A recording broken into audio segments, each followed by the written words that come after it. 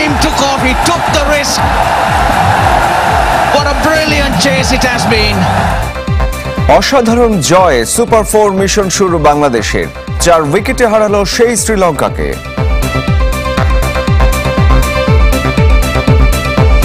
অসাধারণ এক জয় super 4 mission শুরু করল বাংলাদেশ। শেষ ওভারের টেনশনের পর এক বল আগে শ্রীলঙ্কাকে হারিয়েছে 4 উইকেটে। দলগত নৈপুণ্যের ম্যাচে সাইফ হাসান আর তাওহিদ হৃদয় ব্যাট হাতে ঝড় তোলেন লঙ্কান বোলারদের বিরুদ্ধে। একের পর এক ক্যাচ মিসের পরও বল হাতে মুস্তাফিজুর রহমান ছিলেন সফল। টি-20তে রান আর উইকেট সংখ্যায় বাংলাদেশ রেকর্ড হয়েছে এই দিন। লিটন টপকে গেছেন সাকিবকে, মুস্তাফিজ ছুঁয়েছেন আল হাসানকে। শ্রীলঙ্কার কাছে হারে শুরু, শ্রীলঙ্কার জয়ে সুপার 4-এ বাংলাদেশ। আবার সেই শ্রীলঙ্কাকে হারিয়ে সব সমালোচনাকে আপাতত সরিয়ে দিয়ে নির্ভর নিশ্চিন্ত team Bangladesh. And it's a good thing that Nasoom reacted to that because Shamim was just sprinting down the pitch. সেই জয় আর আনন্দের রাত্রিতে অবদান এক লঙ্কানের। মায়ের বাড়ির সূত্রে শ্রীলঙ্কার সাথে সাইফ হাসানের সম্পর্কটা পুরনো। তিনিই কিনা পিতৃভূমির জয়ের নায়ক। তানজিদ তামিম আর অধিনায়ক লিটন দাসকে হারালেও কক্ষচ্যুত হননি। 36 বলে 50 করে পথ দেখিয়েছেন। তবে সাইফ বা অন্য কেউই মহানায়ক নন। পাল্লা দিয়ে ছুটেছেন তাওহিদ হৃদয়। কামিন্দু মেন্ডিসের এক ওভারে নিয়েছেন 16 রান। তাতেই ম্যাচ ঘুরে যায় বাংলাদেশের পক্ষে। আউট হয়ে যান 37 বলে 58 করে।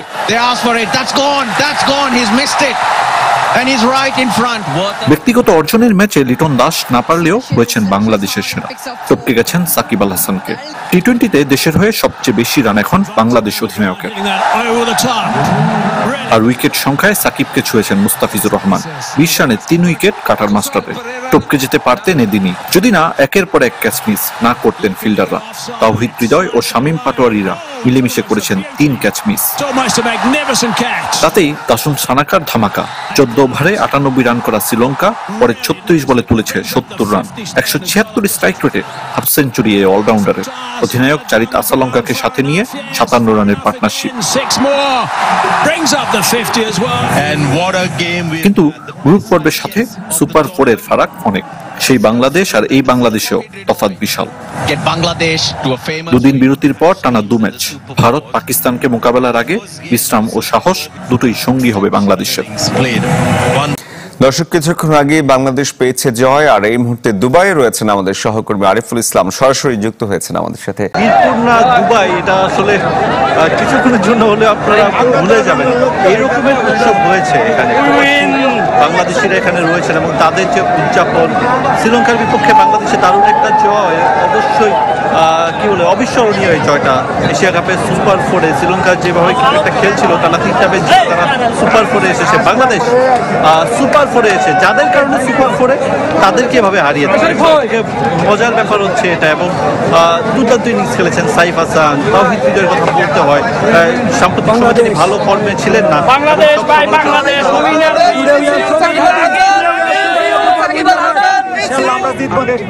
এবং তারা প্রত্যাশা করছে যে তারা জিতবে। আসলে আমরা ইন্ডিয়াকে হারিয়ে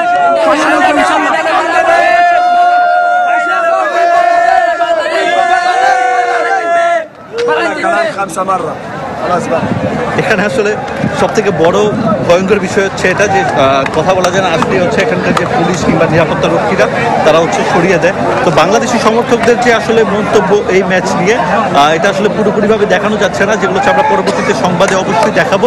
but the thing is that তারা প্রচন্ড উদযাপন করেছে এই ম্যাচটা, এবং সেই ম্যাচটা উদযাপন করার মতোই আর টি-20 যে একটা ভাইব, সেটা পুরোপুরি কিন্তু পাওয়া গেছে এই ম্যাচে। তিনি হচ্ছে 3টা উইকেট নিয়েছেন। শেখ মেহেদী একাদশে ফিরে দারুণ বল করেছেন। এই ব্যাপারগুলো তো ছিলই। একই সঙ্গে বাংলাদেশের ব্যাটারদের যে বড় শট খেলার প্রবণতা, সেটা আমরা দেখেছি। লঙ্কানদের সঙ্গে পাল্লা দিয়ে তারাও কিন্তু লড়েছে, চোখে চোখ রেখে লড়াই যেটা বলে। তো আসলে এখানে এক জায়গায় দাঁড়িয়ে কথা বলা আসলে কিছুটা কঠিন, কারণ আমাদের এখানকার যারা নিরাপত্তা রক্ষীরা আছেন তারা চেষ্টা করছেন যে সরিয়ে দিতে। তাদের জন্য আসলে এক জায়গায় দাঁড়িয়ে কথা বলা, তাদের জন্য আসলে আমাদের মাঠ ছেড়ে বেরিয়ে যেতে হবে কিছুদিনের মধ্যে। আমরা সংবাদকর্মীরা কাজ শেষ করছিলাম, এখন আমরা এখান থেকে বেরোতে হচ্ছে। এবং সব থেকে গুরুত্বপূর্ণ কথা হচ্ছে পরের ম্যাচ দুইটা ভারত এবং পাকিস্তানের সঙ্গে খেলা, বাংলাদেশ নিশ্চয়ই তাদের যে মোমেন্টাম সেটা ধরে রাখতে চাইবে। আজ আবারও ভারত পাকিস্তান লড়াই, তবে বিতর্ক যেন শেষ হচ্ছে না দুই দেশের। সুপার ফোরের ম্যাচ পূর্ববর্তী সংবাদ সম্মেলন বর্জন করেছেন পাকিস্তানের অধিনায়ক সালমান আগা। আর বাইরের আলোচনা থেকে দূরে থাকতে ক্রিকেটারদের দরজা ও ফোন বন্ধ করে ঘুমাতে বলেছেন ভারতীয় অধিনায়ক সূর্যকুমার যাদব। দুবাই আন্তর্জাতিক ক্রিকেট স্টেডিয়ামে ম্যাচটি শুরু হবে রাত 8:30টায়। ভারত পাকিস্তান মাঠের লড়াইয়ে আগের মতো উত্তাপ না ছড়ালেও মাঠের বাইরে বেশ সরগরম দুই চিরপ্রতিদ্বন্দ্বীর ম্যাচ। গ্রুপ পর্বের ম্যাচ শেষে ভারতের হাত না মেলানো নিয়ে ম্যাচ রেফারি পাইক্রফটের প্রত্যাহার চেয়েছিল পিসিবি, যদিও তাদের সেই দাবি না মেনে নেয় গ্রুপ পর্বের শেষ ম্যাচ বয়কট করতে চেয়েছিল সালমান আগারা। শেষ পর্যন্ত পাকিস্তান ম্যাচ খেললেও ভাটা পড়েনি উন্মাদনায়। সুপার ফোরে নিজেদের প্রথম ম্যাচে মুখোমুখি হবে ভারত পাকিস্তান। তার আগে সংবাদ সম্মেলন বয়কট করেছে সালমান আলী আগারা। এ ম্যাচেও রেফারির দায়িত্ব পালন করবেন অ্যান্ডি ক্রফট। বাইরের এসব আলোচনা পেছনে ফেলে ওমানের বিপক্ষে ম্যাচ থেকে কিছুটা আত্মবিশ্বাস নিতে পারে পাকিস্তান, কারণ তাদের মাত্র 4 উইকেট নিতে পেরেছিল ভারত।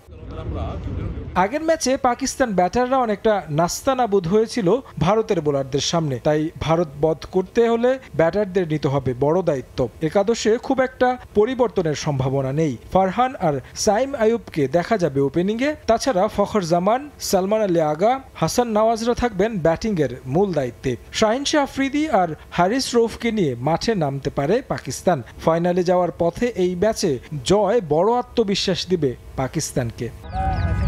অন্যদিকে ফুরফুরে মেজাজে টিম ইন্ডিয়া অপরাজিত থেকে এসেছে সুপার ফোরে। চিরপ্রতিদ্বন্দ্বীদের বিপক্ষে ম্যাচ হলেও নির্ভর থাকতে পারে ভারত, কারণ তাদের একেবারে পাত্তা দেয়নি প্রথম ম্যাচে। 24 ঘন্টার ব্যবধানে ম্যাচ খেলতে নামতে হচ্ছে ভারতকে। ওমানের বিপক্ষে ম্যাচ থেকে বেশ কিছু পরিবর্তন আসবে এই ম্যাচে, এটা নিশ্চিত। একাদশে ফিরবেন বুমরা ও বরুণ চক্রবর্তী। অভিষেক শর্মা আছেন দারুণ ছন্দে। শুভমান গিলের জন্য চ্যালেঞ্জ রানে ফেরার। আগের ম্যাচে রান পেয়েছেন সঞ্জু স্যামসন, তাই দলকে নির্ভর থাকার কথা বললেন অধিনায়ক সূর্যকুমার যাদব। আমাদের প্রস্তুতি ভালো হয়েছে, 3টি ম্যাচ জিতেছি আর পাকিস্তানের বিপক্ষে আমরা ম্যাচ খেলেছি। এই ম্যাচ নিয়ে খুব বেশি আলোচনা না করে রুমের দরজা আর ফোন বন্ধ করে ঘুমাতে বলবো। যত আলোচনা করবেন তত চাপ অনুভূত হবে। আমরা দারুণ একটা মোমেন্টামে আছি। এক ম্যাচ করে পরিকল্পনা করে এগিয়ে ফাইনালে যেতে চাই। টি-20তে এখন পর্যন্ত 14 ম্যাচের 10টিতে জয় ভারতের, আর পাকিস্তানের ঝুলিতে আছে 3 জয়। বাংলাদেশ শ্রীলঙ্কাকে হারিয়েছে, সমর্থকদের উচ্ছ্বাস, বাংলাদেশের একটা জয় কত বড় তাদের কাছে আমরা দেখলাম সেটাই, যে বাংলাদেশ খুঁড়িয়ে খুঁড়িয়ে আমরা বলতে পারি যে সুপার ফোর এসেছিল। এই শ্রীলঙ্কার কিছুটা হলেও কিন্তু সাহায্য পেয়েছিল বাংলাদেশ, তারা আফগানিস্তানকে হারিয়েছিল বলেই বাংলাদেশ সুপার ফোরে খেলছে, এবং সেই একটা জয়ের পর উচ্ছ্বাস শুরু করেছেন সমর্থকরা, আমরা সেটা দেখছিলাম। সবার কিন্তু প্রত্যাশা এটাই যে এখান থেকে আরও একটা বা দুটো ম্যাচে জয় তুলে নিয়ে বাংলাদেশ ফাইনাল খেলে, এবং এখন পর্যন্ত এর আগে বাংলাদেশ 3বার এশিয়া কাপের ফাইনাল খেলেছে, কখনোই শিরোপা জিততে পারেনি। সেই অধরা শিরোপাটা এবার লিটন দাসটা দেশে ফিরে আনুক, এটাই কিন্তু আসলে সবার প্রত্যাশা।